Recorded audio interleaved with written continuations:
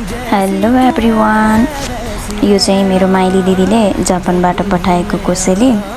अनि मैले हिजो भिडियो बनाएको थिएँ कि अनि त्यहाँनिर हामी घरतिर पनि कुरा गरेर बाबा मम्मीलाई दिदीलाई भिडियो कलमा सामानहरू देखाउँदै थियौँ।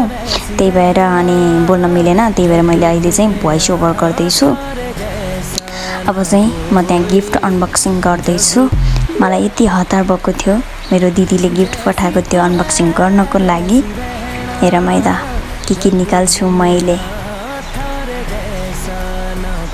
कति टाइम लाग्यो त्यो के भन्छ टेपहरू खोल्नको लागि मलाई। अनि म खोल्दैछु त्यहाँ बिस्तारै बिस्तारै। हेरौँ,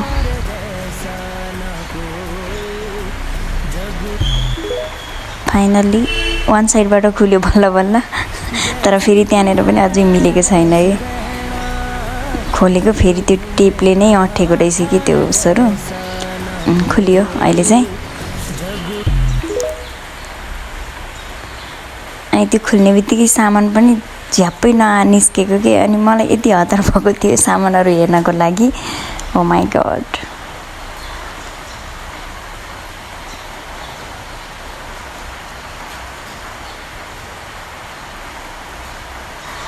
अझै पनि खुल्लेन। कति टाइम लगाएको मैले यो खोल्नको लागि। हतार भएको बेलामा त अनि फेरि झन् ढिला नै हुँदो रहेछ कि। टेप पनि पुरै हातमा टाँसेर मुखमा लाग्दैछु। फाइनल्ली निस्क्यो।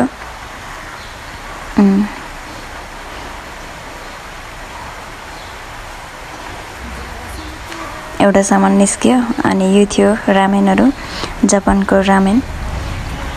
यो पनि पठाइदिनु भनेको थियो मैले, अनि 3वटा पठाइदिएको थियो।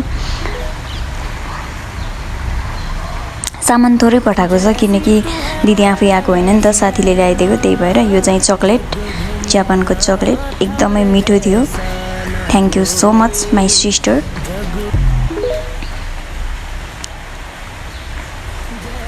अनि यो चाहिँ फेस वास र अनि त्यो रौँहरू क्लिन गर्नको लागि बिट थियो मेरो लागि। अनि यो चाहिँ दाइ भाउजूको लागि वाच, 2वटा कपाल वाच थियो।